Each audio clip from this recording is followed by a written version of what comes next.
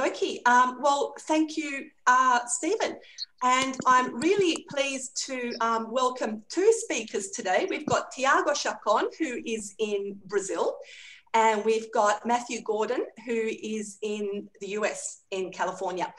And I have only just met Thiago now, but Matthew has told me some very good things about him. He did his PhD at the University of Hawaii in 2012. His dissertation titled The Phonology and Morphology of Kubeo, which is the language we're hearing about today. And prior to that, he did his BA in Portuguese language and literature with a minor in teaching and education at the University of Brazil, where he is now.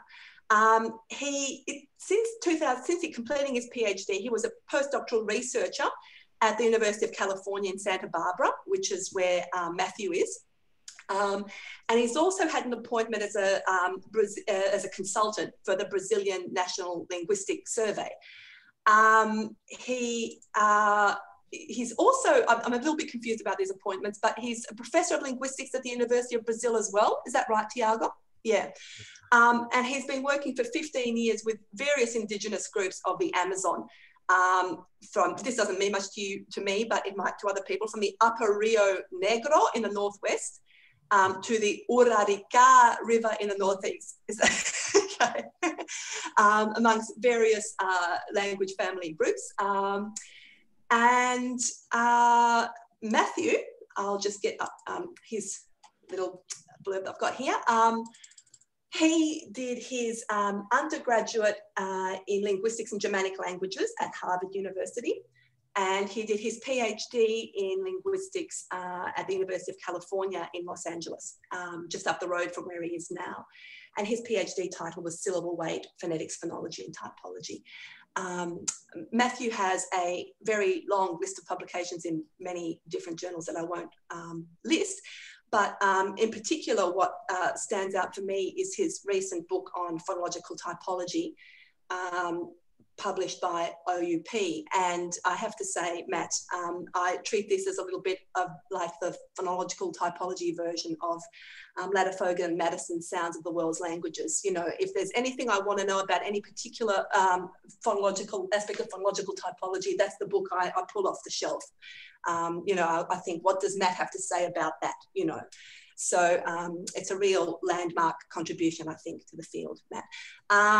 And he also has served as co-editor of Language, Phonological Analysis, and associate editor of Oceanic Linguistics and Language and International Journal of American Linguistics, and is on the editorial boards for various journals. And when I was asking Matt to send me through his CV, I said, do you want to send me a new version of your CV? Or do you want me to use, you know, the one you sent me in 2017, when we really enjoyed having Matt come to visit us at La Trobe? He spent a week with us, and that was really great having him here. We really appreciate it. And he said, no, Maria, you can just use my CV from 2017. I don't think I've done anything earth-shattering since. And then I remembered that actually he has joined us as the associate editor at the Journal of the International Phonetic Association. So in a sense, you know, I think that might be maybe not quite earth-shattering, but I think it's a, you know, I'd like to think it's an important addition to the CV. So I'm really glad we've been able to coordinate having both Thiago and Matt here at the same time. And I thank everyone for all their work in accommodating this. And we look forward to hearing about lexical tones, intonation, and prosodic units in Kubeo, which is a language of Brazil. So take it away. I'm not sure who's talking first. I assume it's Thiago, but I'll leave it to you now.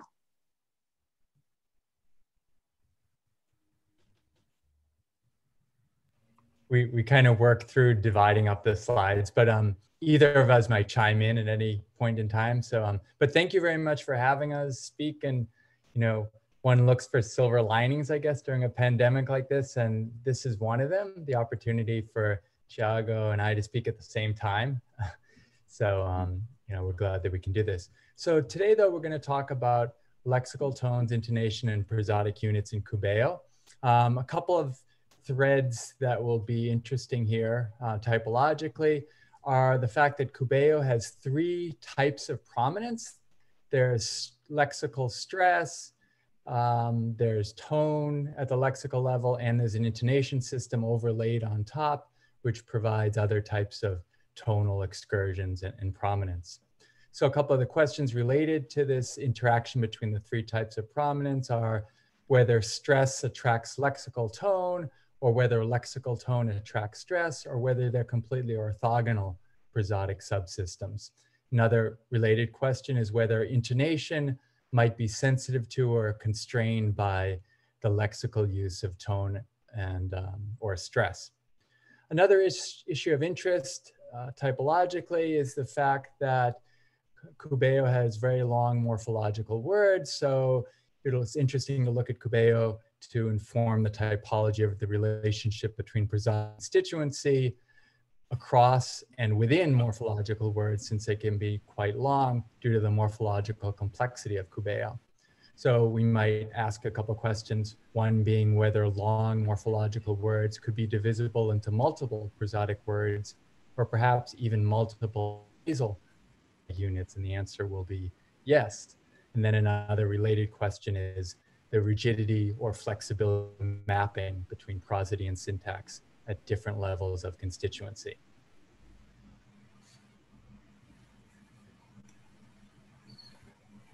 All right. I guess this should be where I jump in, Matt. Yes. We didn't rehearse, but we do have a good tune together. Matt and I have been working on Kubeo since 2012, 13, more or less. So there's more time that I've been working on Kubeo with Matt than without Matt. So it's up to a point that the analysis of the prosody of this language is not just mine or his ideas. We are really putting something together in here, and it's very exciting to be able to share this with you guys.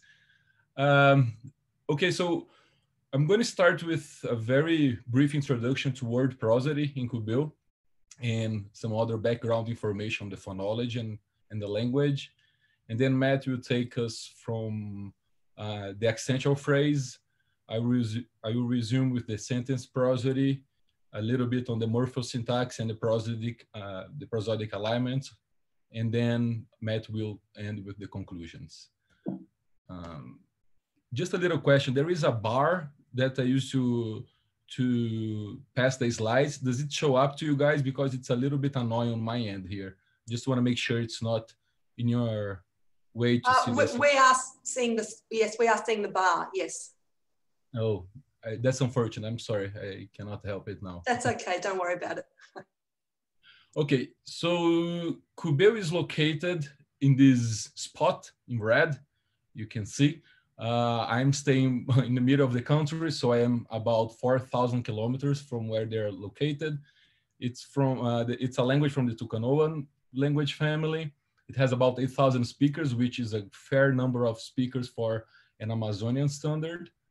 But the language is showing some signs of endangerment, such as a slow response to its use in broader communication, and also breaking the transmission of the language to younger generations in some bigger villages.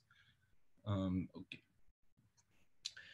The language has a fair, small segmental inventory, a typical Amazonian 6 vowel systems, and a consonant system that cannot go over 12 or 13 consonants at most, even with the disputed phonemic analysis with some of the sounds.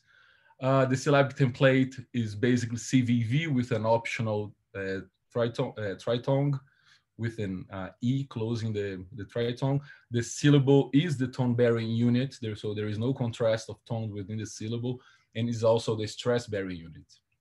And also nasality is contrastive at the syllable level, so there is no contrast within the syllable. And it also has, the language also has nasal harmony, which makes nasality a property of some prosodic words or some level of the prosodic word. And the language has a very free word order syntax. It is highly agglutinating with some degrees of fusion and a tendency towards polysynthesis. It has a quite complicated system of bound morphemes that takes up the whole taxonomy of bound morphemes we can find to name them. But, and I'm gonna play some of these longer words which are composed of several clitics and affixes, so you can have a feeling of these word slash sentence constituents. So the first one, it's something like, it might be the wax tube from before. I hope you are listening well to it. The other one is a now incorporated now, and with the whole verb phrase after it. So I will go collect corn. Corn is the now incorporated noun, and here we have the word Mitu Itamaraharam. We're going to see each other in Mitun, in Mitu, which is a town. Right. So this gives you a taste of these longer words in Kubeo. We can discuss more about them later on, but it's not exclusive the focus of the presentation.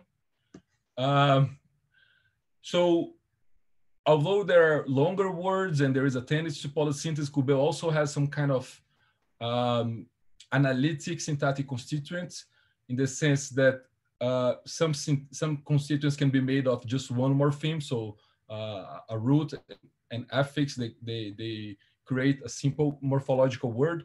And there are other kinds of words that we can recognize, and you can see some of their basic properties in the table. In number 2, for instance, you can see a word mijabi, which is a compound word, followed by a word that's formed by clitic words. And there is a continuum between what we are calling compound word and compound phrase in their role as serving to indicate a lexical item or a syntactic phrase.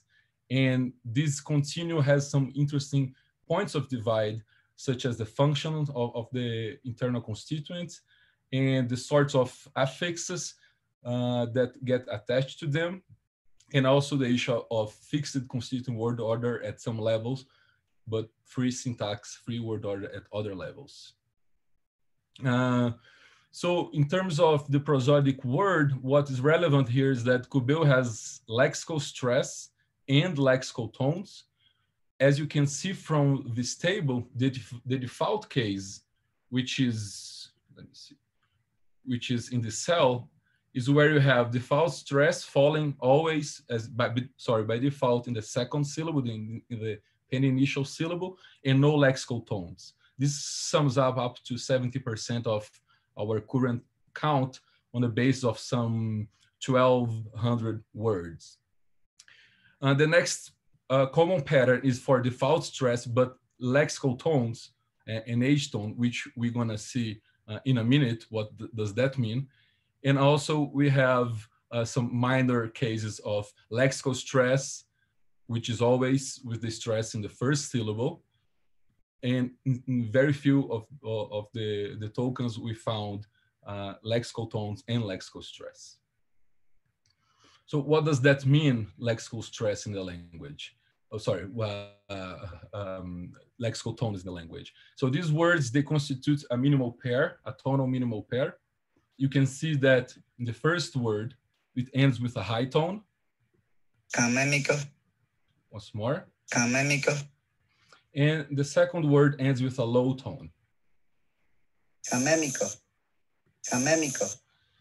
Instead of being a case of every tone per syllable or a more complete determination of prosody at the word level, Matt is going to show to you guys that most of the tones we're seeing here, they're actually from intonation and stress. So the lexical tone is responsible for a tiny part of this contrast, which nevertheless is quite audible. And here just the contrast for pen initial stress and initial stress. And finally, just some preliminary exploratory results for acoustic correlates of stress in Kubeo. And you can see the contrast of initial stress and pen initial stress. For intensity, for F0, it's pretty clear the different patterns. For duration, the initial stress case is clear. It's a little bit ambiguous in the case of default stress and bisyllabic words, because the final syllable gets some effect of final shortening. But we can see here with 3 syllabic words that the pattern is well recovered when we have enough room for one more, one pre-final syllable that's not the stressed syllable.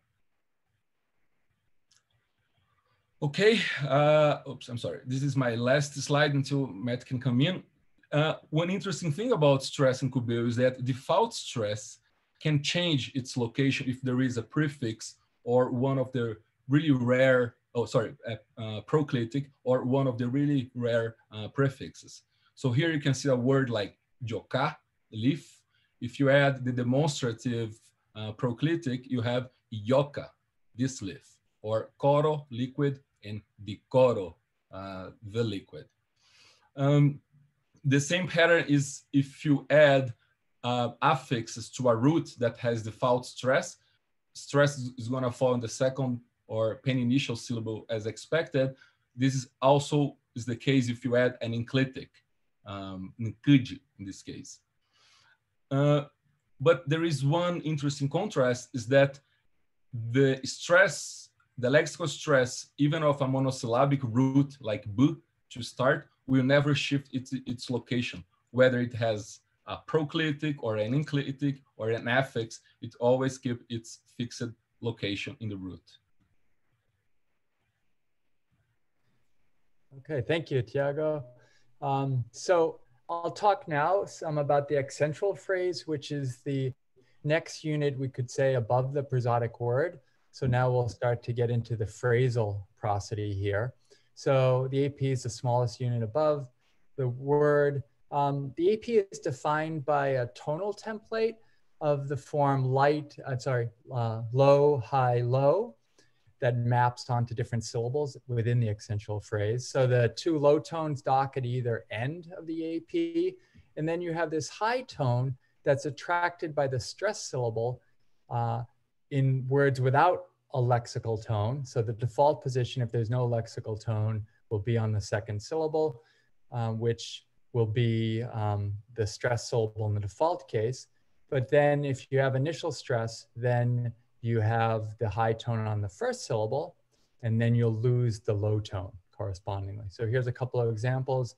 One with default stress on the pen initial syllable, and the one on the right has lexical stress on the initial syllable.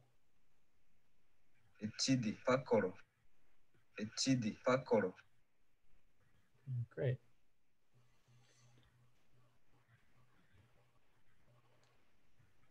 So in words where there's a lexical high tone, then you have this interesting high tone plateau, which stretches from the stress syllable, the one that attracts the lexical tone, through the first 2 post-tonic syllables. So you get a maximum of a 3-syllable high tone plateau. If there's only 1 post-tonic syllable, then it's just a 2-syllable plateau. And if there's no post-tonic syllables, i.e. if the stress syllable's final, then you just get a single high tone syllable. The right edge accentual phrase low tone is lost when it competes with a high tone. And then the high tone, though, for the accentual phrase, so the second tone in this low, high, low AP tonal template, it's not lost, but it's shifted rightward when it conflicts with the lexical high tone. So you can get these stretches, as I said, where you can have up to 3 high tones in a row, and the accentual phrase will migrate rightward if it's conflicting with the lexical high tone, and then you have this middle syllable that carries a high tone.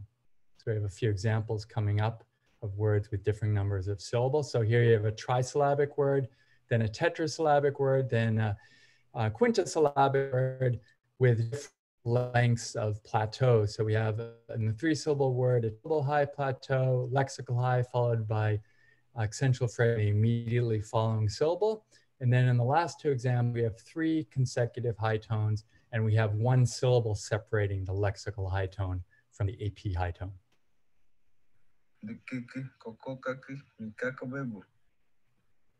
Oops, once more. Yeah.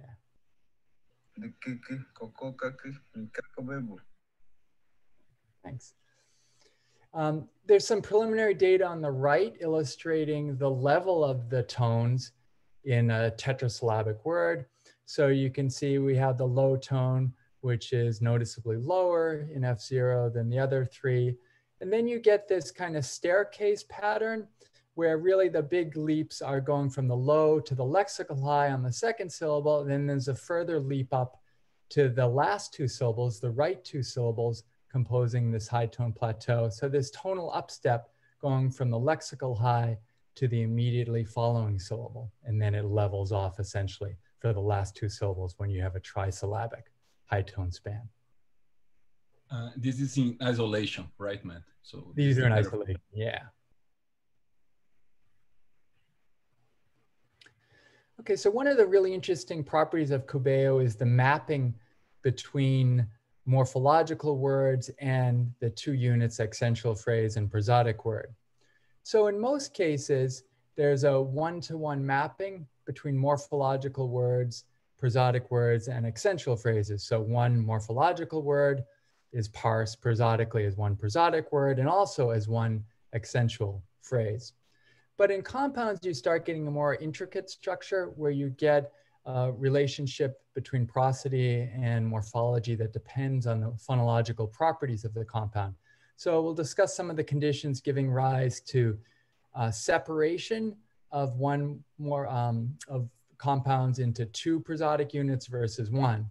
So if the stress on the first stem in a compound is non-final, or the second stem contains a lexical stress, in other words, a stress that's lexically marked on the initial syllable, then you have separation of the two stems in the compound into separate prosodic words and separate accentual phrases. So what this will look like, and we'll see examples in a minute, stress will be at the second stem will be preserved, but it'll be demoted to secondary stress. So the first stem stress will have primary stature.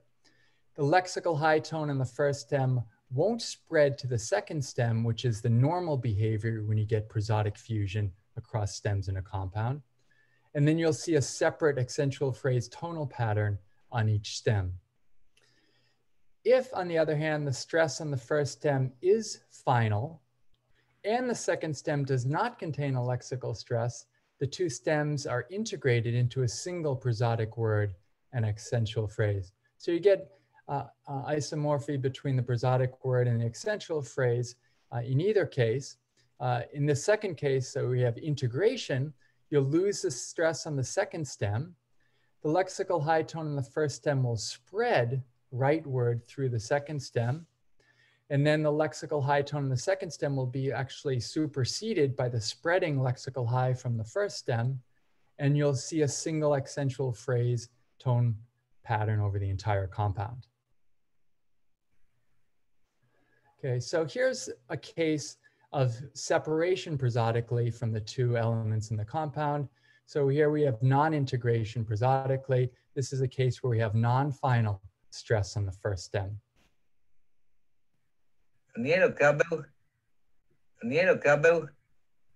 Okay. So you can see we have the accentual phrase for the first stem. It's marked by this dotted line here. So you can see crucially that there's a low tone at the end of the first stem, which signals an AP boundary before you get the rise on the second stem, indicating that they're separate prosodically. Here's another case where there's non-integration. This is the interesting case of tone spreading as a diagnostic for prosodic integration versus separation. So here we don't have integration because the second stem carries lexical stress on the first syllable. And the reason why we know there's no integration here is that high tone does not propagate rightward through the entire second stem. So normally it would spread to the final syllable here, but that's not what we get. Macaduco. Macaduco. Okay. So we can contrast those cases of non-integration prosodically with cases of integration, where we have a single compound, both members being parsed as one prosodic word and one accentual phrase. So this can take place if the first stem has final stress. And in this particular form, this is a candidate for tonal spreading. This is the first stem in this compound is the same one that we just saw, but here we don't get, here we do get spreading, second compound. And the difference here between this form and the prior one is that here you'll high tone on the final syllable versus the low tone on the prior form.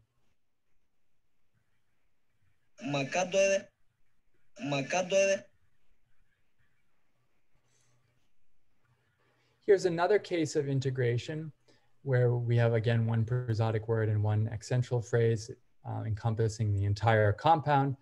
This form is interesting because the second stem carries a lexical high tone, which is lost under integration. So here you'll just see a single accentual phrase tone, which will swallow up the lexical high on the second stem.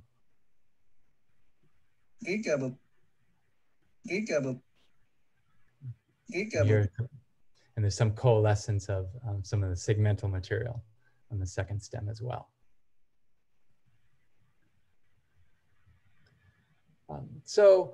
Another area of interest is how the accentual phrase interacts with suffixes and enclitics. So suffixes are the relatively straightforward case. They're always integrated into the same prosodic word and accentual phrase as the stem. Enclitics follow a more complex pattern though. Again, you get a difference in behavior depending on the phonological properties of the stem to which they attach. So in one case, following a monosyllabic stem without lexical stress, the enclitic is integrated into the same prosodic word and accentual phrase as the stem. So as a result, you don't have stress on the enclitic, and you have a single accentual phrase tone pattern encompassing both the stem and the enclitic. The other case, following a disyllabic stem or a monosyllabic stem with lexical stress, in that case, you get the enclitic forming a separate accentual phrase from the stem, but not a separate prosodic word. So here you have the accentual phrase having separate manifestations or being realized as separate units on both the stem and the enclitic. So the stem and the enclitic have separate accentual phrases. And then you get the stress on the stem, but not on the enclitic. Now there's a little parentheses here, unless it's rhythmically assigned. Something we're gonna be able to dodge the entire talk today is the issue of secondary stress, which is very interesting.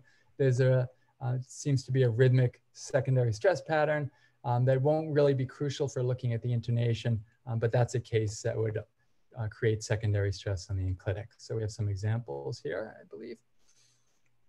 So this is the case of a suffix on a stem, which you get a single prosodic word and a single accentual phrase here.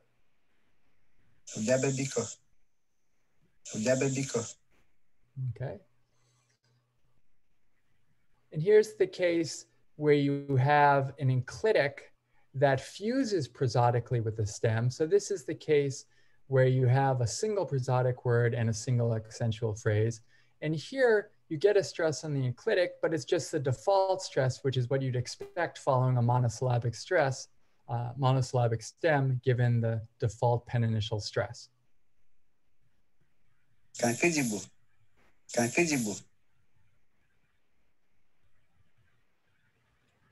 So we can compare those cases of prosodic integration with cases where you don't get prosodic integration. So these are the kind of interesting cases where you have the enclitic forming a separate accentual phrase from the stem.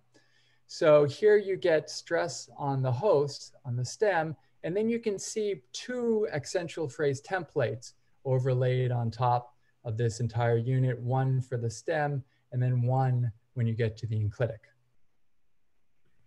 So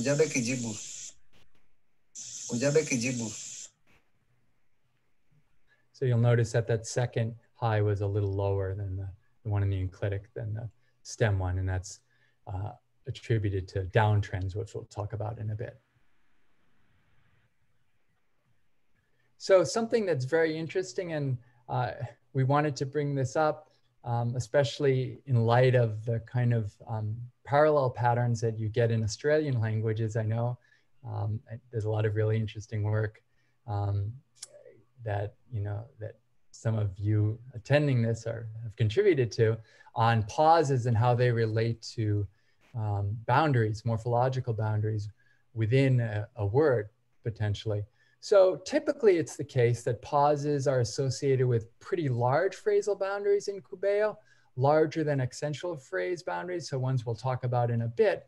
But you can get pauses occurring at AP boundaries, so within larger constituents. And you can even get pauses within an accentual phrase. So here's a couple of examples. The ones on top will be cases where you have a pause optionally at an AP boundary. So you're going to get two tokens. So you'll have one first with integration, separate accentual phrases. Integrated into one without a pause, one unit without a pause. And then you'll get the version with the pause intervening between the accentual phrases. And then in the one on the bottom, we'll hear one token where there's no pause interrupting the accentual phrase, and then one with a pause right in the middle of the accentual phrase. Kanin mah lebih. Kanin mah lebih. Kanin mah lebih. Kanin mah lebih. Kenapa halama? Kenapa halama? Kenapa halama? Kenapa halama?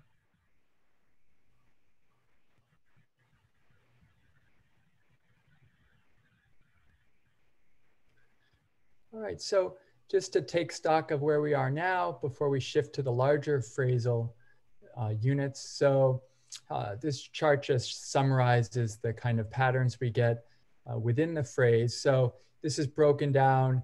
So we have morphological words, words containing a future enclitic, then we have compound words and phrases, and then we have distinct syntactic phrases. The distinct syntactic phrases will play more of a role when we talk about the larger units in a minute. So you can see that morphological words, simple ones will be one prosodic word, one accentual phrase, and often one intermediate phrase, and we'll talk about intermediate phrases in just a minute. Then with the future enclitics, we saw that there are two cases. You can have cases where you have one prosodic word or two prosodic words. And then you can have cases where there's two or one accentual phrase. These will always turn out to be grouped into one intermediate phrase, the next larger unit. Then in compound words and phrases, we have different scenarios as well, dependent on whether there's lexical stress in the second element of the compound or not, and depending on whether there's final or non-final stress in the first stem in the compound. So you can either get one accentual phrase or two accentual phrases. And then we'll talk now about these larger phrases.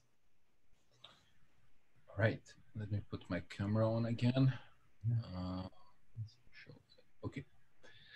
All right, thank you, Matt. We are now moving to a more recent phase of our investigation as we have made progress understanding about the word and the accentual phrase. And we have more recently started to analyze Kubeo intonation within an auto-segmental metrical framework. And we are analyzing two levels above the AP, which is the little IP, the intermediate phrase, and the intonational phrase. We have identified different edge tones for each of these constituents.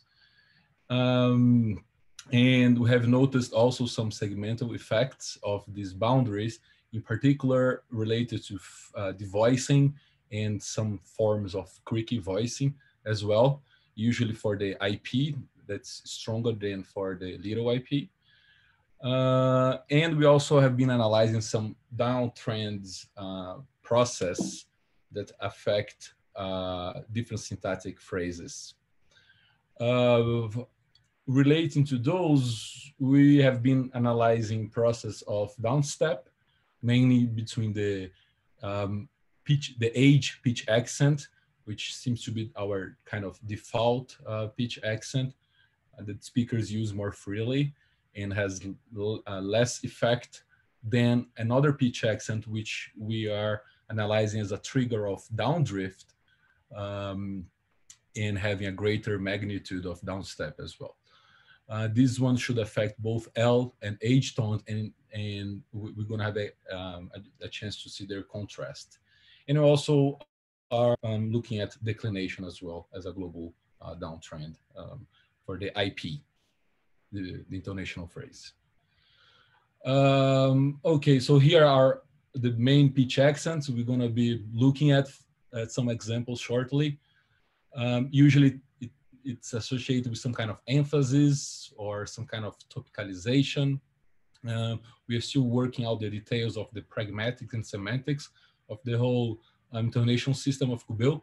Have some hypotheses that needs to be further tested. The age L, now with the trailing L, it's normally occurs within the VP, but also it can occur in the noun phrase, and in that situation it triggers it signals some form of contrastive focus. I think I've covered this more or less. So here is the intermediate phrase. What is new, I can bring it to here on this slide, is that the IP may consist of more than one AP. We usually see downstep occurring across the IP boundary, but there are cases of downstep occurring within the IP, the little IP boundary. There is often a pause and more careful speech between different intermediate phrases, and there is some effect of no-modal phonation. This is particularly stronger for some speakers than others at the little IP level.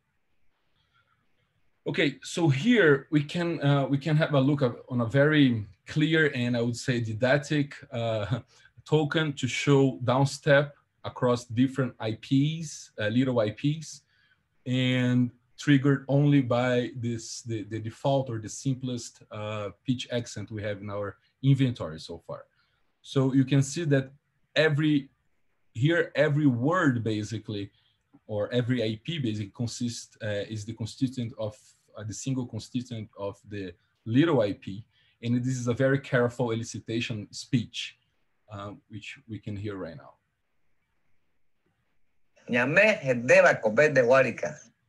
What's interesting here is that Hedel Akobed is a compound now, and it means the whole from outside, so the doorway, pretty much. And Matt and I have discussed this, and we do recognize a boundary, an IP boundary within the compound word in this particular register. In particular, you can see the effect on the next level, the low tone here. Okay, this is for illustration of one AP per little IP and the case of downstep across these different units. Here you can see the effect of downdrift and downstep caused by this other pitch accent, the H and trailing L pitch accent. You can see the magnitude. I'm gonna switch to the other slide so you can compare a little bit. You can see the magnitude of the downtrend effect, which is much larger. And you can also see that besides affecting different, the downtrend affecting an AP in a different little IP, you can also see in this case the process taking place within the same intermediate phrase.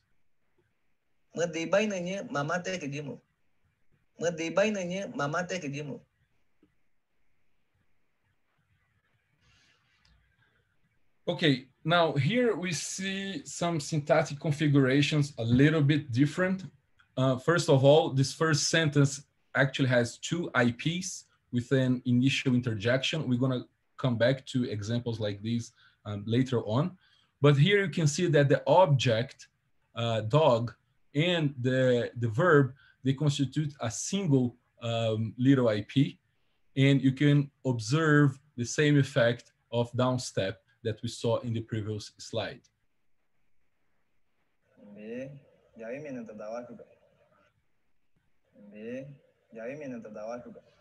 And here it's interesting because the prosody and the morphology of focus are correlated in this example. And it's not, it's common to find this pattern. And here you see that Jabimine, so it's dog, but without the focus marker, also has the same pitch accent, but it's now in a separate intermediate phrase from the verb. The verb is now a complex word formed by a main verb and an auxiliary verb, which is the indirect causative. And they form a single syntactic, prosodic constituent, intermediate phrase. Javimine kujare hak. Javimine kujare hak.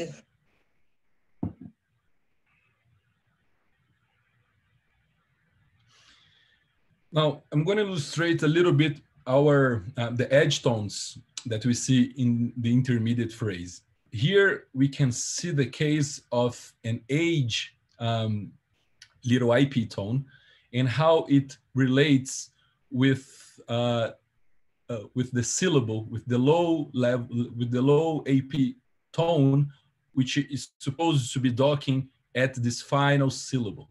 So when we have stress in the penultimate, the last syllable is supposedly to get an APL tone from the context, but the edge tone actually raises a little bit that tone, making actually in a fused mid-level tone. And it happens here, but also in this other phrase, which is actually in opposition to the one before. So it's not like those old folks, but the old folks are from here. And in this opposition, you can see it repeats the same prosodic template and also with the age edge tone.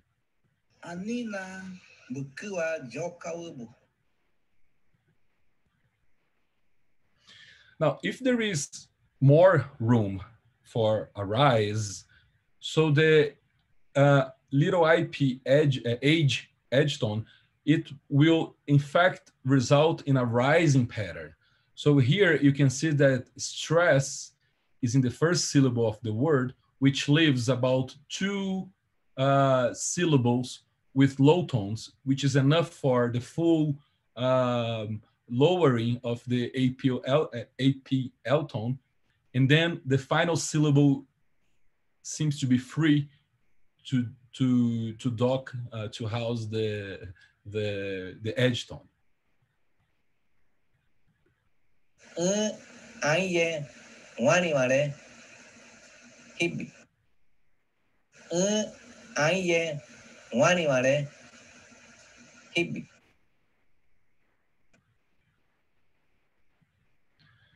Okay.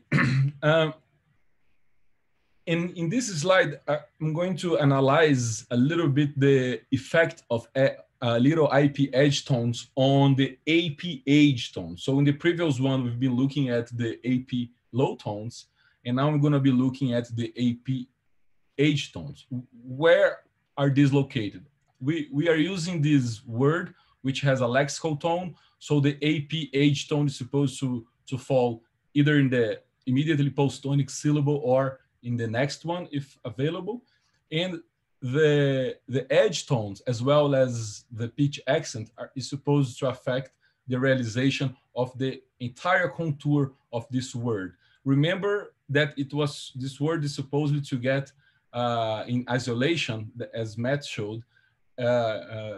It's supposed to get a little rising tone in isolation, or at least a level tone between the last 2 syllables.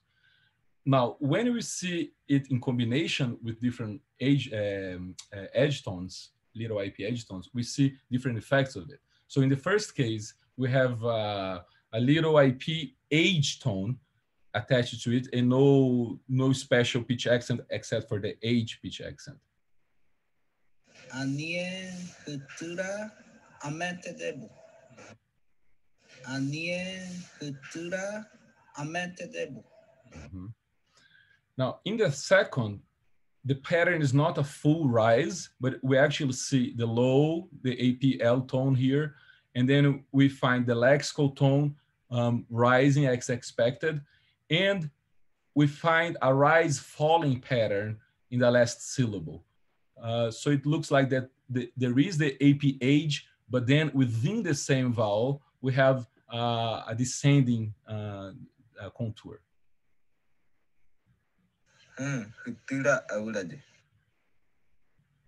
Sorry. Once more. You can also hear a little bit of the non-modal phonation in the end of the word retira. Once more.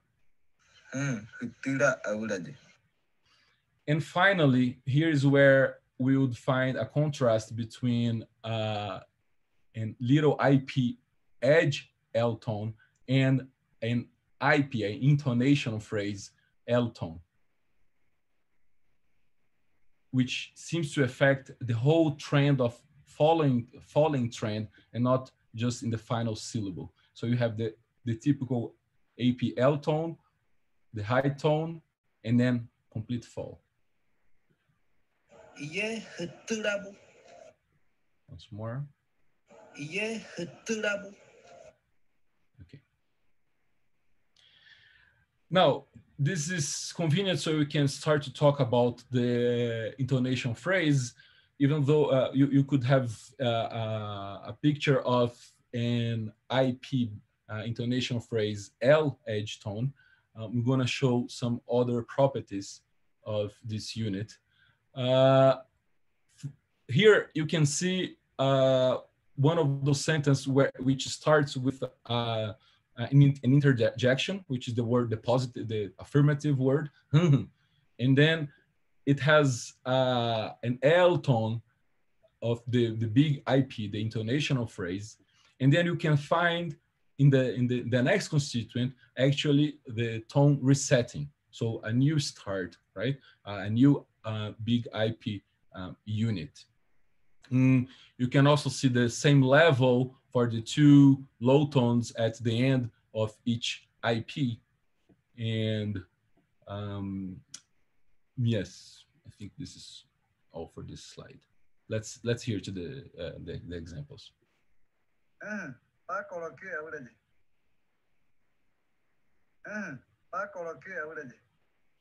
Right. You can also see the edge tone here, the age, and other phenomena as well. But we keep on track of the big IP. And here it's interesting in the sense that this particular sentence was part of procedural text about how to do certain things, how to prepare an acai juice, for instance. This was particularly the purpose of this text. And in procedural text, we actually have verbal forms ending in what we call a converb morphology, which is this rin or this nin. And the converb, it's in a sequence of events in order to prepare this certain food that they are talking about. And you can see the age tones of the intonational phrase here and here, and also how they create a rising contour towards the end, in addition to an upstep effect that you can see from the level of the L tones, for instance, that it's rising here, but you can also see from the level of the age tones as well within the same word. Let me play it for you.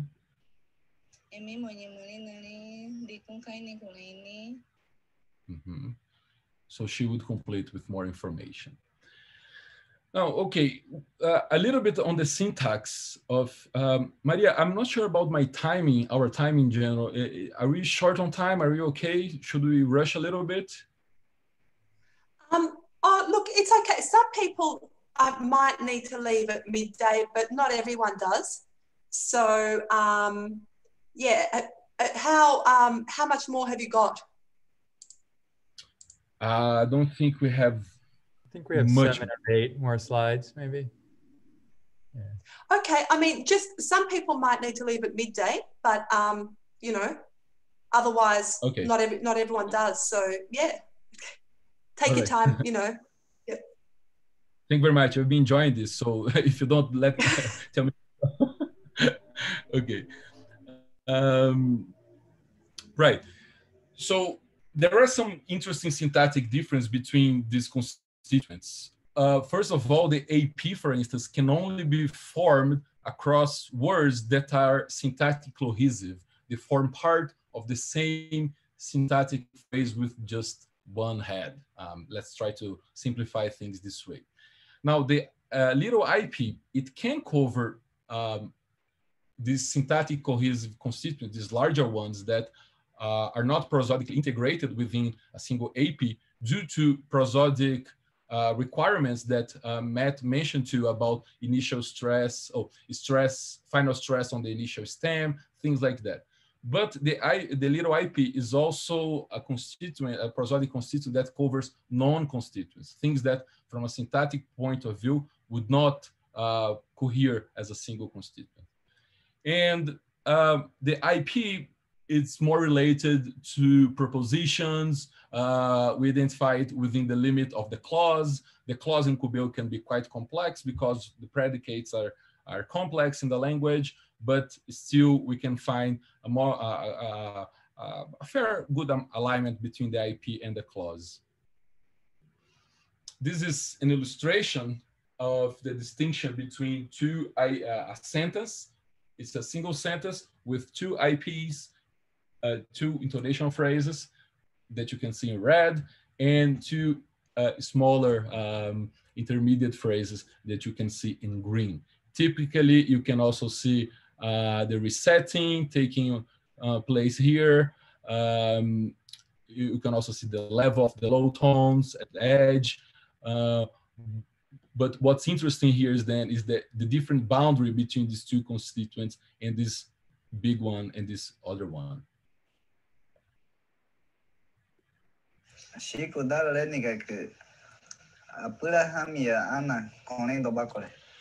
So pretty much if the two parenthetic or coordinated clause, they form two different IPs, and this subordinate clause, which is some form of relative clause or adposed clause, which modifies these constituents, this one is an intermediate phrase of the big one. So you can see that there is also some interesting correlation between subordination and IP, a little IP, and coordination and the big IP. So here it's illustrating for you that the IP may form even between a noun, campindo, peninsula, and big, and an adjective, big. This is to mean a big peninsula, and it is a single AP. Oops. I'm starting to have problems with my, okay. And in this other one, we actually have the initial IP, the initial little IP. It puts together the subject with the indirect object.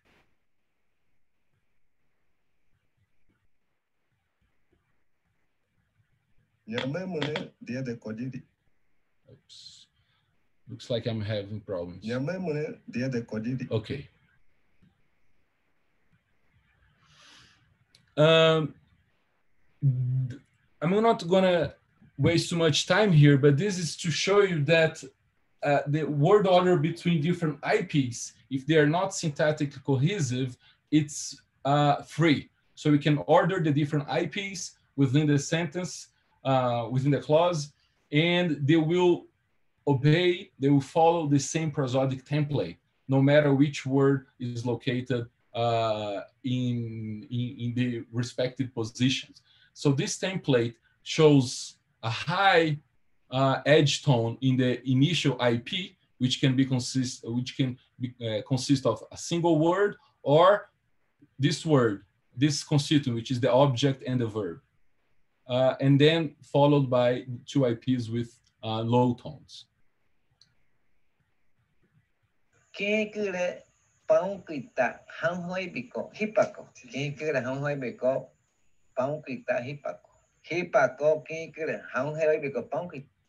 Oops. Sorry. Yeah, I guess you all hear that. This kind of shows that Kubeo is a language with phrase syntax and more or less fixed prosody, but it's not completely like that because pitch accents can also alter the prosody and they are not fixed. They can be placed at different constituents from what we've seen. So anyway, it's a topic for further investigation. Thanks, Thiago. Okay, so just to summarize, so here's a prosodic hierarchy that we've proposed today. You can see we have these different levels. On the left, you see the prosodic traits that mark each of them. So you can see that the top 4 levels are cued by tone, and the bottom one, the prosodic word, is cued by both tone and stress. And then on the right, you can see the syntactic configurations that map onto these different prosodic units, going from progressively larger at the top to smaller at the bottom. Something we didn't talk about here is that shaded smallest unit, the little prosodic word, we've named it here, which is actually the domain of nasal harmony, and it's bounded by the stem. So enclitics form a separate unit from the stem. So that's a complication we kind of glossed over, but it makes the hierarchy a little more complex than we previously presented it as.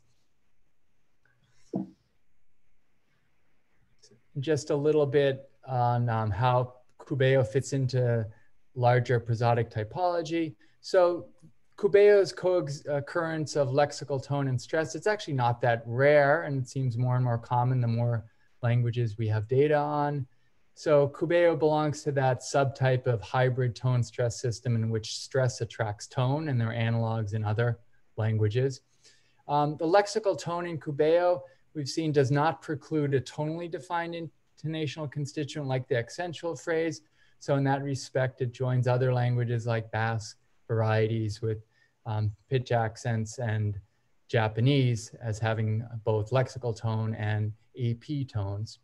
But most AP tones are vulnerable in crowded tone contexts, and we'll talk about that in a second. Tone crowding, there's a lot of it in Kubeo. It's resolved through various strategies. We'll talk about a little in a second.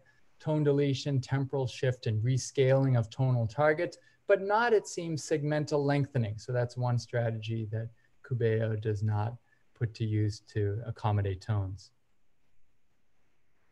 So a little bit in tonal crowding. There are different outcomes, of course, depending on the tones involved in the situation and the level of the tones. The most vulnerable tones seem to be the AP final low tones, which are lost when in conflict with any other tone. We might get some rescaling effects when they combine with certain IP tones. This is something, certain level tones we're looking at now. The AP initial tones are typically lost, but they can survive. We saw one example earlier where you actually had a tonal contour, where you have an AP initial low on the same syllable as a pitch accent, a lexical high on the initial syllable. So that is an option available. AP high tones are preserved, unlike the low tones when they conflict with other level tones, but they do shift rightward when they conflict with the lexical tone. And IP, little IP and large IP tones are not always fully realized, but they can impact the overall scaling in the context in which they occur. So a little now on the mapping of prosody to syntax, very interesting in Kubeo. So the mapping of 2 morphological words to a single AP is actually not that uncommon, but the prosodic conditions in Kubeo that govern where this mapping is possible are relatively complex. The issue of how you parse prosodically morphological words is interesting in Kubeo and other languages with complex morphology. So the fact that you can break a single morphological word into more than one prosodic unit is attested, although it's not always clear in the particular language what that prosodic unit is. So it could be prosodic words, Accenture phrases, or some prosodic phrases where it might not be entirely clear what that unit is. So this has analogs in other languages with complex morphology. And I think that might be it. So thank you very much.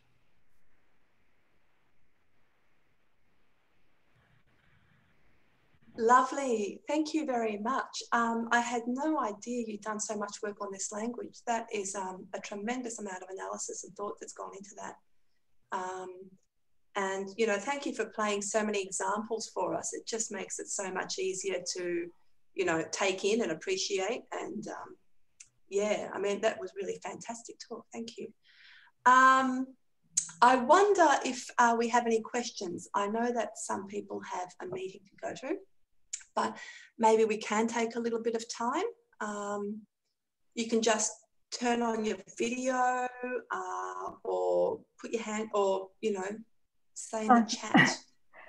Hi, Maria. Janet, is that you? Yeah, that's me. Okay. Oh, thank you so much, Thiago and Matt. This is just absolutely fabulous work. Just the level of detail, you know, what an incredible lexical prosodic system, but just also to see the amount of work and interpretation you've put into the post-lexical level as well. You know, I've got a lot of questions, but look, just a very simple one. I was really interested in your division between the small IP and the large IP, because I was sort of listening to some of your examples and there was clear pre-boundary lengthening. Obviously, there was the pitch reset, there was some phonation stuff going on. In many of the sort of languages we've looked at, we would have, I mean, how did you make that decision between it being a small IP and a large IP? Was it purely on the phonological criteria, or were you really also thinking about it in terms of this sort of prosodic utterance with the semantic and syntactic criteria as well? I know you sort of said a bit about this in the end, but I'd just like to get your thoughts on how you kind of made those kinds of decisions when you were doing the analysis. Thank you for that, Jan, and thanks for coming to the talk. I guess I'll start by saying something, because we came at it from completely different perspectives. I was hampered, or maybe unburdened, by knowledge of the syntax, really. So I just listened, and gradually I've picked up a little on the syntax, though, you know, nothing compared to what Thiago knows. So this was actually a tricky issue, because my initial inclination looking at other languages would be sometimes some of the boundaries that I thought were larger than ultimately we, you know, ended up pursuing as a hypothesis. So mainly on tonal criteria, and I struggled though with the pauses, where you get pauses, but still we have a little IP boundary posited. So I think that's one of the trickiest things for me. I'll let Thiago answer. He knows a lot about the syntax though. You know, you want to add anything to that, Thiago, or? Yeah, so the pauses are really the trickiest thing, especially if we're dealing with different heterogeneous corpus, right? With elicitation, when people are sometimes like teaching their language in a very explicit manner. So I don't think we really try to rely very much on pauses for the intermediate phrase and the IP, especially because in Kubeo, you can actually see the speaker with, he starts a sentence completely normal, he makes a break, and you think that's an IP break, but then the next constituent, not only syntactically or semantically related to the previous one, but it also downstepped. So there is no there is a very big pause like you'd expect from my intonational phrase, but the effects on pitch kind of tell you that that unit is subordinated to the big IP. So pauses was not really the most reliable one for us. I think we actually end up doing is looking at the end of the edge tones of what we call the what we hypothesize as the little IP, and so the end of the tones kind of indicated to us when it was a little IP, especially if it was an H tone, right? It's easier to see when it's an H tone. So I think the edge tones are more helpful than the pauses, and also the downtrends, the downtrend effect between the constituents. Those were the main ones that we thought are easier, at least for us at this moment of the investigation, to make a call with it's an IP or a big IP. Yes, it looks like you know, it was really those register shifts that were helping guide your analysis between the APs.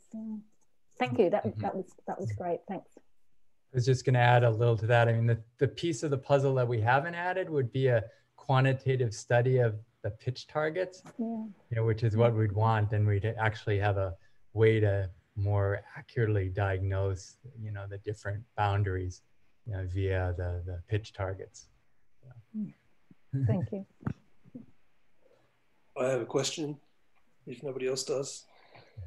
I'm really, you know, I'm really thrilled at the similarities with Australian languages. I think that's really fascinating.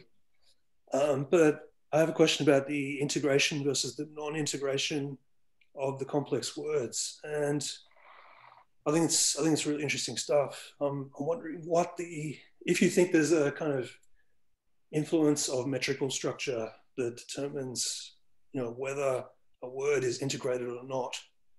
You know, I'm particularly thinking of the fact that whether a stem is monosyllabic seems to play a role, and whether there's a lexical stress assigned also plays a role. So are you thinking that lexical stress corresponds to an underlying foot or something like that? You know, what are your thoughts, guys? You know, it's funny, we approached this, you know, in the work throughout the years. We started by looking at words, and then we developed a pretty fine-grained analysis of metrical structure. And, you know, then we kind of stepped away, and now we've been looking at the larger prosodic units. So I don't know if we can rule that out. And Thiago, you know, I'm sure has ideas about this. The part where it was clear that was relevant was the stress playing a role, the final stress being a decisive factor in whether final stress on the first stem in the compounds. And then, you know, if there's another metrical component in terms of foot structure, we actually were exploring that in the context of the tone spreading. So we have this trisyllabic plateau of high tones, if that could be metrically determined as well. And then, but curiously, when we developed this analysis, you know, we were able to pursue it without recourse to metrical feet. Although, you know, we have this, just in terms of tonal crowding, accounting for this trisyllabic high tone plateau and the integration with just stress alone versus foot structure. So I guess we aren't sure that there's no role for metrical structure here, but you know, I'll let Thiago chime in here with his thoughts. Yeah, this is quite interesting from a historical perspective of the analysis, because before looking at the AP and post-lexical tones in general, our analysis tried to deal with the phenomenon only on the basis of metrical structure and lexical tones. So we actually had a quite complex analysis of iambic feet and iterative foot construction to account for some rhythmic phenomena of secondary stress. But there were some points that we could not account with that. And when we really gave that eureka, that insight on the AP, that really helps a lot to explain some of the issues that the metrical account alone was not really explaining. And I think we are in the process of getting our ideas straight on intonation, and we will go back to the word maybe next year. And when we do, we might think more critically what is the decisive place of metrical structure in this whole system that cannot then be accounted by more general structures that we created to explain intonation.